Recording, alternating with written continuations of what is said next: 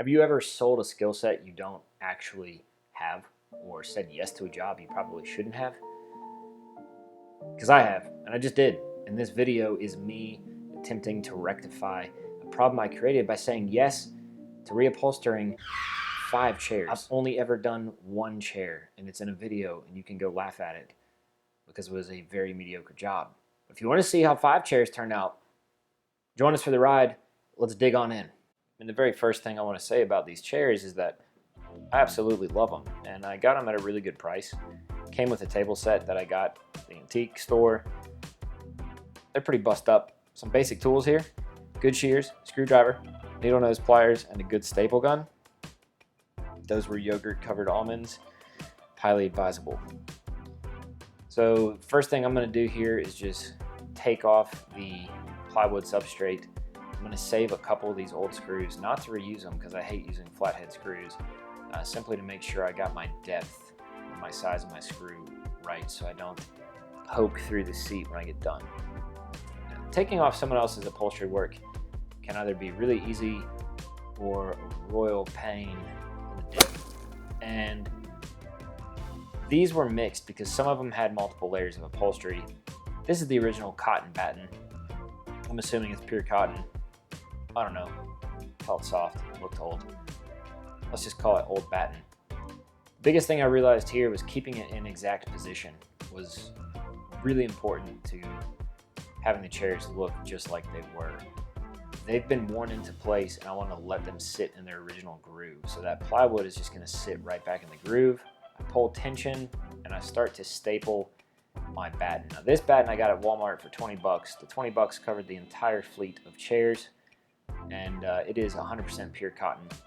I'm going to go ahead and trim off the excess here because it's way harder to work with extra flop running around. So the thing with batten is pulling in the corners really not that hard to make them look good without any pleats. So just do your thing. If you have any excess, push it over, leave one side with just one staple, push it over, pull it taut, and go ahead and recalibrate so it looks as good as you need it to or want it to. And this particular pattern made me really nervous because I think it's awesome. It's cool koi fish, but made me nervous about getting them all identical, and I thought about spinning them around different directions on each chair, but there's 5 chairs, and so there'd be only 4 real directions. And so I decided to have the fish facing pleasantly forward-ish towards the dinner table. And I line it up where I want it to match the others by hanging it off the table edge, and then I throw my first 2 staples in. And before I do anything else, I trim the excess to keep it simple. Now let's get into some real time. No time lapse here. Pleating the corners. I'm not an expert. I'm not claiming to be an expert, but I found this little trick kind of helpful. If you're having an issue getting the pleat situated where you want it to, I throw 1 or 2 staples in so I can just let go of some tension. My finger doesn't really fit down in there.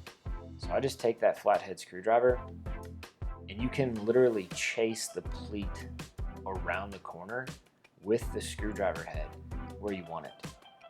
And you'll see this again on this corner, just kind of pulling tension out, getting it to fall right at the 45. Now I'm going to bump the screwdriver in there, and you'll see that that pleat is a little far back. So just going to bump it over onto the corner, and that's good enough for me. On this job, what I'm charging the client I think is incredibly fair. I'm not overcharging, I'm not over-delivering, but I still don't want those pleats. The excess in the corner of the cotton batten, get rid of. Let those corners lay down nice, especially if you have not a lot of meat to screw into with your screw. This is 1/2 inch substrate, so I really don't want to have 3/4 inch of batten to have to go through with the screw to suck the seat down. And here's just some good footage of you to see the corners, how I do it. And that's it. That's the chair. That's the business. Now I'm replacing their flathead works of art from the antiquities with some standard Craig zinc coated square head screwdriver. I like them because they're self-tapping, and it's a coarser thread than what I pulled out, which means it's going to get a little more bite into that plywood. And at this point, all the seats are kind of flip-flopped around, so hopefully I'm hitting fresh material. I got clicks on my impact driver. I feel good about it. Boom. Here we are. Check it out. Not a terrible job. That's my very egotistical opinion. But they're even. There's no wrinkles. There's no lines. The pleats are in a really good position. And all in all, you know, I'm really kind of happy with how these things turned out. There's a lot of things I would do differently. Primarily, I would probably say no to this job because it was selling a skill set I didn't really have. And yet you can, that's one way to look at it, is you can push yourself into a wide array of new skills in your career by doing that. But I've also spent a long time saying yes.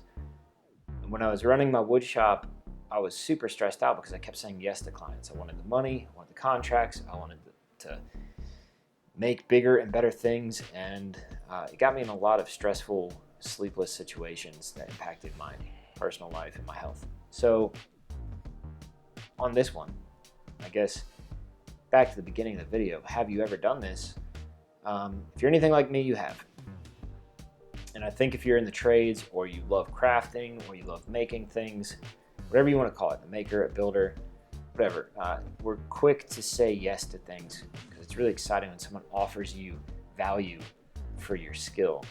And you're just so close to being able to understand the basic principles of a skill set you don't have, so you say yes to it with the hopes that, oh my God, well, someone's offering me money, so I'm going to take this opportunity to learn on their dime.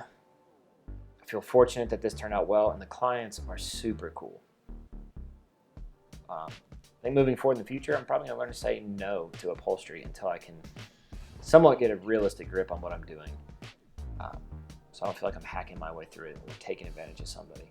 But like I said, I charged appropriately for my skill set. That's a whole other video I'd love to talk about, is charging your actual worth, be it here or somewhere in between, based on what you can deliver to the client. Hope you guys found this video entertaining, informative, or maybe inspirational to get out there and try a job. Either say yes to yourself, hopefully not a client on their dime if you screw up, or at the very least, you just had fun with it. If you got a story, let me know about it in the comments. If you got any questions, let me know. If you liked what you see, do me a favor. Give me a thumbs up and subscribe to this channel. It'll help us out. See you guys.